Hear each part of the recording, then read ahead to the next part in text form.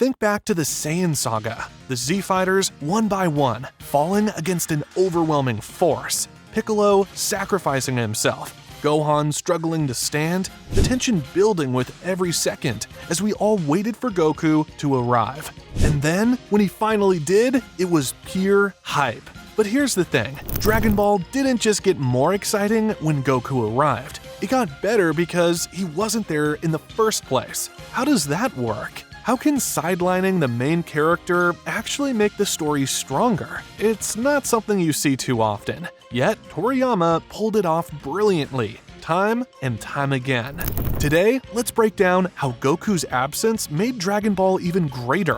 Goku being removed from the action isn't just about taking him off screen. It's about forcing the story, the characters, and the audience to feel the weight of his absence. And one of the best early examples comes from the King Piccolo saga. After Krillin is murdered, Goku, blinded by rage, rushes in to fight, only to be utterly defeated by Tambourine. This isn't just a setback, it's a deliberate narrative choice. By taking Goku out of the immediate action, the villains are given time to establish themselves. The world is forced to react without its strongest hero, and the supporting cast takes center stage. With Goku gone, Master Roshi steps up, putting everything on the line in a desperate attempt to steal Piccolo away. He fails, he dies. Tien, now the de facto leader, tries to stop Piccolo himself, but he too is powerless. Meanwhile, entire cities are wiped out. For the first time in Dragon Ball, it feels like true despair. Then, after healing, Goku finally returns. But unlike previous fights, this isn't just another battle. It's a moment of catharsis. We, the audience, have been waiting. We've seen the world crumble in his absence. And when Goku stands before King Piccolo, it feels earned. This was the first time Toriyama masterfully used Goku's absence to heighten the stakes and push other characters into the spotlight. But it wouldn't be the last. Toriyama realized something crucial early on. Absence creates anticipation. Every time Goku disappears, the world struggles. And when he comes back, it's an event. We see this again in the Piccolo Jr. saga. Goku, after defeating King Piccolo, is removed from the story, training with Kami. His absence allows the world to change, his allies to grow, and his own return to feel monumental. When he steps back into the tournament, he's not the same kid we once knew. He's taller, composed, and radiating a new level of strength. Then, Dragon Ball Z takes this formula and perfects it. The Saiyan Saga might be the best example of how Goku's absence elevates the story. He dies immediately, leaving Earth completely vulnerable. For a full year, the Z-Fighters train desperately to stop this incoming foe. When Vegeta and Nappa finally arrive, the battle isn't just a fight, it's a desperate struggle for survival. Yamcha, Chaozu, Tien, Piccolo. One by one, they fall. The longer Goku takes, the more hopeless it feels. By the time he finally does return, it's not just exciting, it's a relief. And that's the key. His arrival shifts the entire power dynamic, but it only works because we've spent so long feeling the weight of his absence. Nowhere is this technique more masterfully executed than in the Frieza Saga. For nearly 30 episodes, Goku is absent while Gohan, Krillin, and Bulma are stranded on Namek, facing threats far beyond their level. With no Goku to lean on, brute strength is no longer an option. Instead, they have to outthink, outmaneuver, and outlast their enemies. Survival becomes a game of strategy. Gohan and Krillin sneak through enemy territory, desperately trying to stay ahead of Frieza's forces. They forge a fragile alliance with Vegeta, a former enemy who is only slightly less dangerous than the monster they're all trying to avoid. Meanwhile, Frieza's frustration escalates. Villages are wiped out, Namekians are slaughtered, and Vegeta's own power-hungry schemes fall apart as the situation spirals out of control. Then, just when it seems like things can't get worse, the Ginyu Force arrives, shifting the balance even further in Frieza's favor. And then, Goku finally arrives, but it's not just a moment of excitement, it's a turning point. We've spent dozens of episodes watching these characters barely scrape by, and suddenly the entire battlefield changes. Yet, even with Goku's return, Toriyama doesn't just let him steamroll the opposition. The fight still isn't over. Goku is sidelined once again, allowing Vegeta, Gohan, Piccolo, and Krillin to get meaningful moments before the final confrontation. But this isn't just a clever narrative trick. It aligns perfectly with who Goku is as a character. Goku has always fought for his friends and family, and his most personal battles aren't just about strength. They're about loss, pain, and the people he's trying to protect. His late arrival doesn't just serve the story, it serves his emotional core. When Goku finally steps in against Frieza, it's not just another fight. He's witnessing the bodies of fallen people, the suffering of his friends, and the complete annihilation of an entire race. The stakes aren't just galactic, they're personal. This is what Toriyama understood. Goku's absence isn't just a tool to make his return exciting. It's what makes it meaningful. It builds tension, elevates the side characters, and gives Goku's eventual battle an emotional weight that wouldn't exist if he had been there from the start. And in the end, when Frieza finally pushes him too far, the moment Goku ascends into a Super Saiyan is not just legendary, it feels inevitable. By the way, if you're enjoying this so far, don't forget to like and subscribe. I also just launched channel memberships for anyone who wants to support even more. It really does help me keep making great content, and you'll get exclusive benefits. Check it out. Now, if the Frieza Saga perfected the tension of Goku's absence, the Cell Saga took it in an entirely different direction, by making us question if he was even coming back at all. For the first time, the Z-Fighters are completely on their own. When the heart virus takes Goku out of commission, there's no looming return to look forward to. No last-minute arrival to turn the tide. The story doesn't give us a safety net. Instead, we're left with Vegeta, Piccolo, and future Trunks, all forced to step up against an overwhelming enemy, one they're completely unprepared for. And as they fight, they fail. Android 17 and 18 awaken and effortlessly dismantle them. Vegeta, in his first real moment of dominance as a Super Saiyan, is immediately humbled. Then, just when things already seem impossible, Cell enters the story. Piccolo, despite his fusion with Kami, is still not enough, and when Cell finally achieves his perfect form, it doesn't feel like just another power-up, it feels like inevitable doom. Then, just when we expect the story to bring Goku back into the spotlight, it does something unexpected. He recovers, but instead of rushing into battle, he removes himself again. He takes Gohan into the hyperbolic time chamber. By the time the Cell games begin, something feels different. Goku carries an unshakable calm, but not because of his own strength. He's at peace because he knows Gohan is the key to victory. And then, the next defining moment. Goku dies again, but this time it's not a setup for his next big return. However, this time he chooses to die. He willingly sacrifices himself for the Earth, entrusting everything to Gohan. This is the moment Goku fully steps down, handing the responsibility of the world to the next generation. Without Goku there, and with Cell returning stronger than ever, Gohan has to struggle, to mentally break, just to finally become the hero the story has been building toward all along. And the best part, we never fully understood what Goku saw in Gohan, at least not right away. He never gives some grand declaration about Gohan's hidden power. Sure, he mentions pushing him to get angry, but there's a quiet mystery to it all.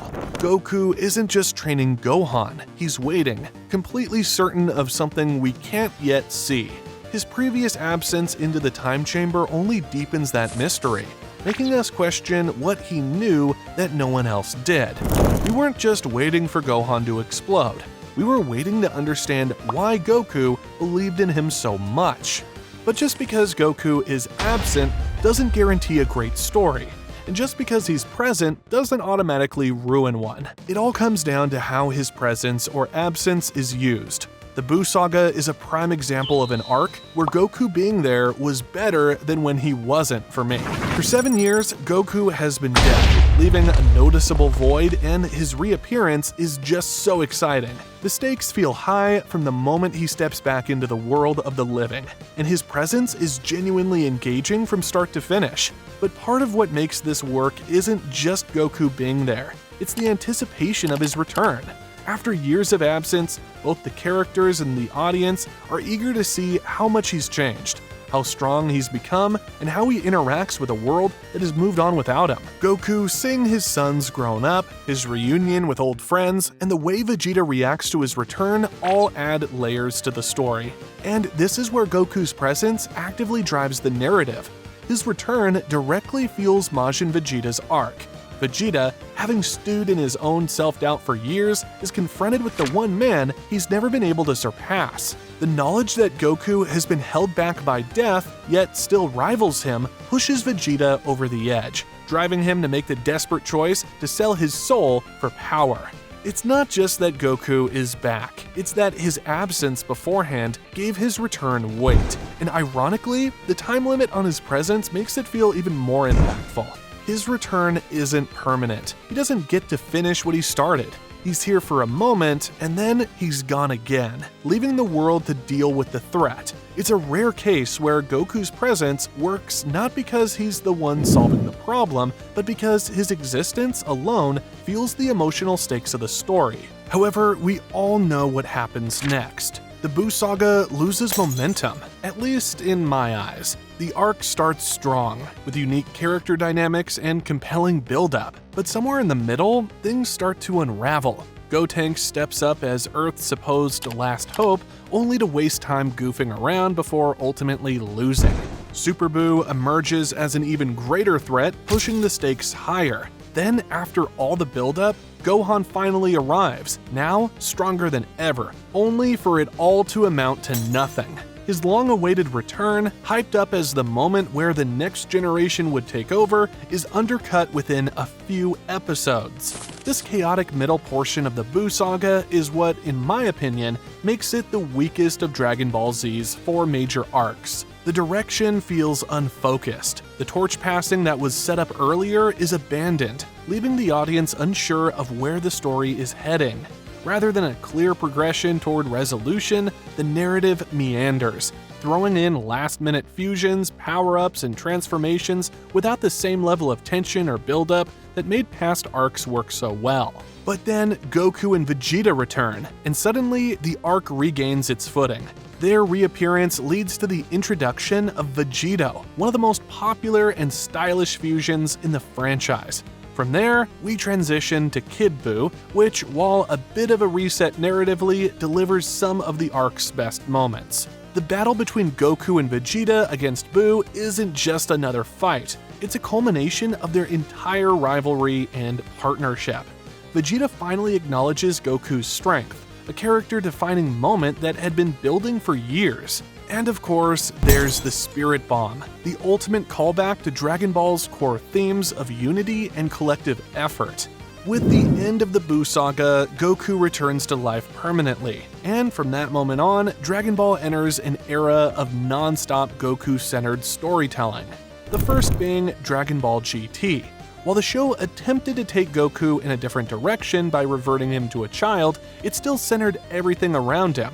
Unlike Z, where Goku's periodic absences allowed other characters to shine, GT rarely gives anyone else a true opportunity to take the lead. There's barely any time to miss Goku because he's constantly present, always at the center of the action. And that's where the problem lies. When a character is always in the spotlight, there's no anticipation, no mystery, and no room for others to grow. In Dragon Ball Z, the gaps in Goku's presence made his returns feel like events. But in GT, since we follow him so closely, we always know what he's thinking, what he's doing, and what he's capable of. The intrigue that once surrounded his power progression is completely lost. Take for example Goku's arrival on Namek in Dragon Ball Z. We knew he had been training, but when he finally arrived and faced off against the Ginyu Force, it was a shock to see just how much stronger he had become. He didn't just overpower them, he made it look effortless, and just when we thought we had a handle on his new strength, he pulled off something even more incredible, a long, drawn-out Kaioken power-up, pushing himself far past his old limit of Kaioken times 3, and unleashing a level of power we didn't even think was possible for him. Then we get to Dragon Ball Super, which almost never lets Goku take a back seat. Unlike Z, where his absence was a deliberate storytelling tool, Super keeps him at the center of nearly every major conflict. Yet, ironically, the one arc that many fans consider Super's best, the Moro Arc, is the one that finally returns to the old formula. This arc does what Dragon Ball Z excelled at. It removes Goku and Vegeta from the conflict, shifting the spotlight onto Earth's remaining warriors. When Moro and his forces descend upon Earth, Goku and Vegeta are off-world, training to surpass their previous limits. Without them, Earth's defenders, Gohan, Piccolo, the androids, even Yamcha, are left to face an overwhelming force on their own. Suddenly, the Z-Fighters matter again. They're not just stalling for time, they're genuinely struggling, and every moment without Goku and Vegeta builds an overwhelming sense of dread. Because Goku isn't there to save the day, we actually see characters like Gohan and Piccolo develop counter-strategies, using teamwork and wits to push back Moro's army.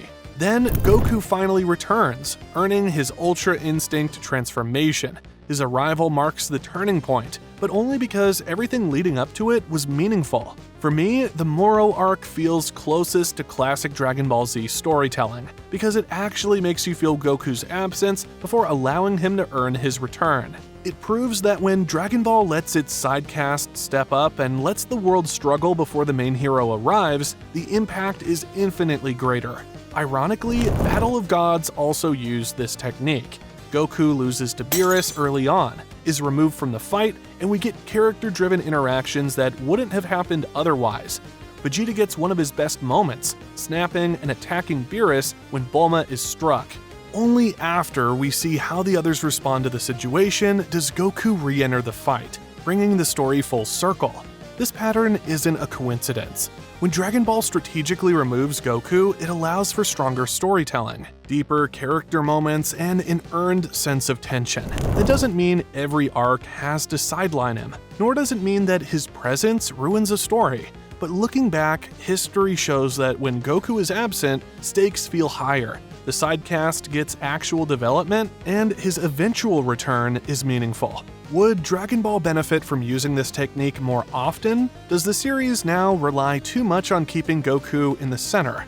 Either way, one thing is clear. Goku is an incredible protagonist, but sometimes the best way to make a hero shine is to remind us what the world looks like without him.